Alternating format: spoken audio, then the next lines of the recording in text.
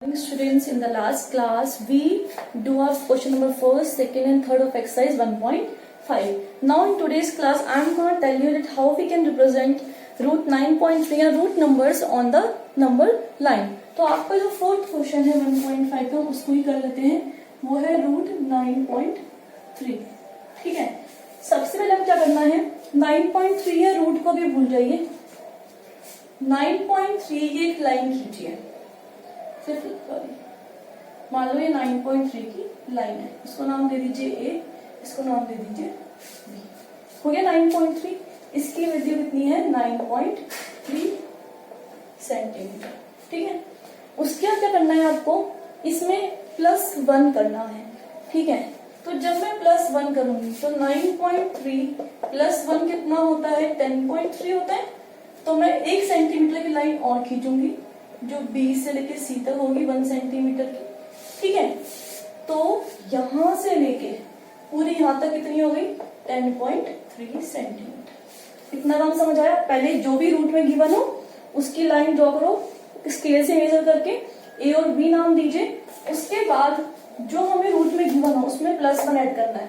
कर दिया ऐड करने के बाद उसकी और बनाओ और एक पॉइंट नाम दे देना C. तो पूरी कितनी हो गई 10.3 हो गई. ठीक है, अब क्या करना है, आपको मिड पॉइंट निकालना है. मिड पॉइंट का फॉर्मूला क्या होगा, टोटल जो लेंथ है ये 10.3 को डिवाइड करेंगे 2 से. ठीक है, 10.3 डिवाइडेड 2 5 10, 2 1 2, 2 5 10, 5.15. मान लो वो आ गई यहाँ पे कहीं, इधर आ गई, इसको नाम दे देना M. मिड पॉइंट हमारा क्या आ गया M आ गया. अब क्या करना है, आपको कंपास लेना है. कंपास को इतना बोलना है, इस पॉइंट से लेके इस पॉइंट तक आपको ओपन करना है उस कंपास को. जब आप ओपन करेंगे तो आपको एक सेमी सर्कल बनेगा. मेरा यहाँ पर आएगा नहीं आएगा,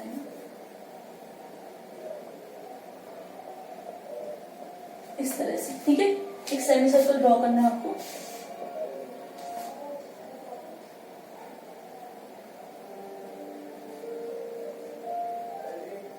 ठीक है, तो ये सेमी सर्कल बन जाएगा आपका. आपको रेडियस क्या माननी है, जो ये मिड पॉइंट आया मतलब 5.5 को आप रेडियस मान के चलेंगे और इससे आप क्या करना है, ये सेमी सर्कल मतलब ड्रॉ करना है. ठीक है, सेमी सर्कल ड्रॉ कर लिया. अब जो आपका बी पॉइंट है ना, जो आपकी एक्चुअल लेंथ हम यहाँ गिवन थी 9.3, वहां से एक लाइन खींचनी है इस बी पॉइंट पे. थोड़ा टेढ़ा हो गया, एक मिनट.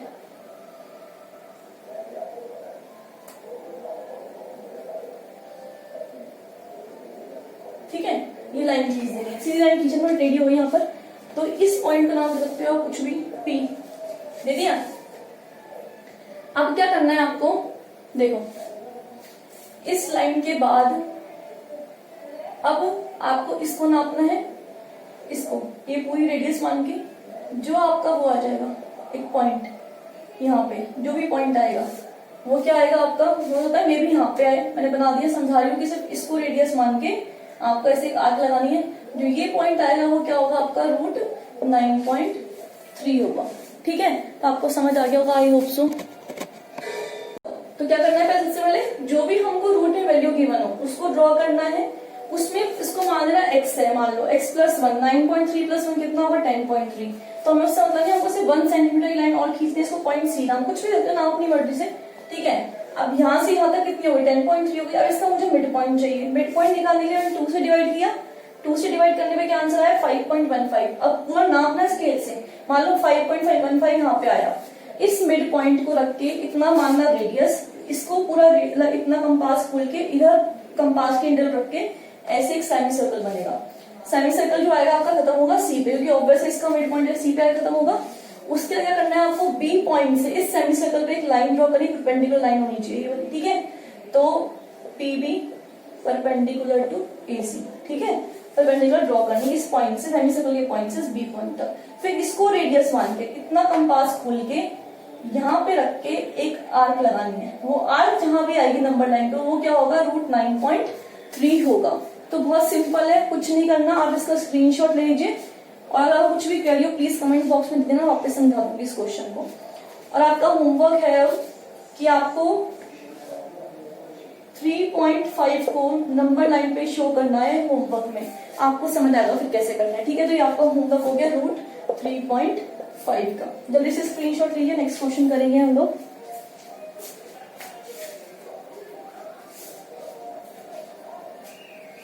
आई होप ले लिया होगा सबने, ठीक है। तो हम अपना करते हैं fifth question, last question of this exercise.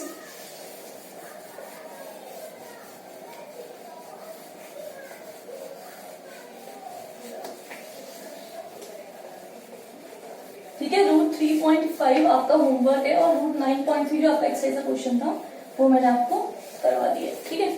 अब हम करते हैं हमारा fifth and last question of this exercise, जो हमारा है रेशनलाइज।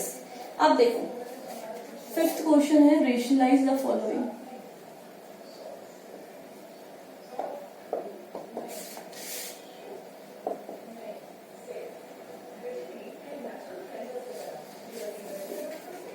Example first 1/√7। वैसे आपको मैं एक चीज हिंट दे देती हूँ, पूरा बेसिक चीज सिखा देती हूँ। रेशनलाइजेशन में क्या होता है, जब डिनोमिनेटर रूट में होता है, कहीं भी आ जाए मैथ्स में, अगर आगे चैप्टर्स में कोई क्वेश्चंस आएंगे जिसमें आपके नीचे रूट के नंबर्स होंगे तो आपको उनको रेशनलाइज ही करना पड़ेगा। देखो अब यहाँ पे तो 1/√7 डिनोमिनेटर करते हैं, मल्टीप्लाई करते हैं ऊपर नीचे, ये रेशनलाइजेशन होता है।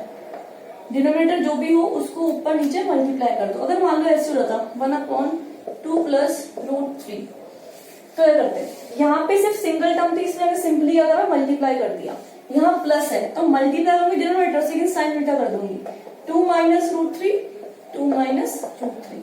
मल्टीप्लाई डिनोमिनेटर से किया लेकिन क्या करा, साइन चेंज कर दिया, प्लस है तो माइनस कर दिया, माइनस कर दिया, ठीक है।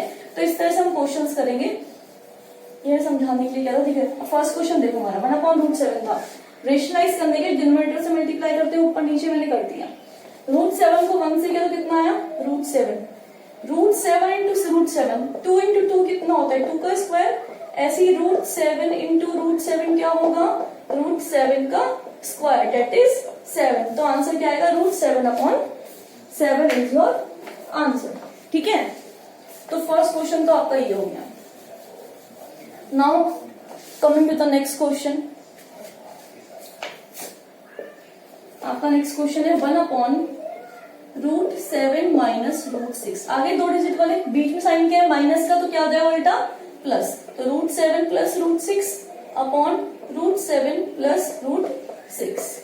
1 से मल्टीप्लाई करने में कुछ फर्क नहीं पड़ता, तो √7 + √6 एज इट इज रहेगा। अब यहाँ देखो a - b, a + b, multiply में 2 मल्टीप्लाई में 3 हो, 3 मल्टीप्लाई में 2 हो, कोई फर्क नहीं पड़ता। ऐसे ही अब चाहे a + b और a - b का हमने फॉर्मूला पढ़ा हुआ है, अब वो चाहे ऐसे हो a - b, a + b, कोई फर्क पड़ेगा नहीं पड़ेगा, 2 डिजिट तो हमारे पास है ना।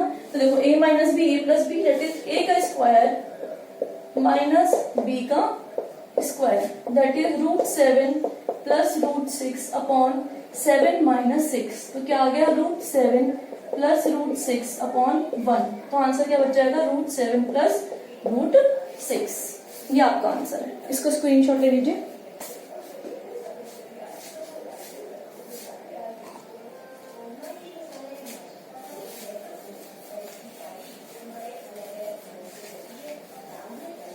ये स्क्रीनशॉट, ठीक। नाउ थर्ड और फोर्थ क्वेश्चन करेंगे।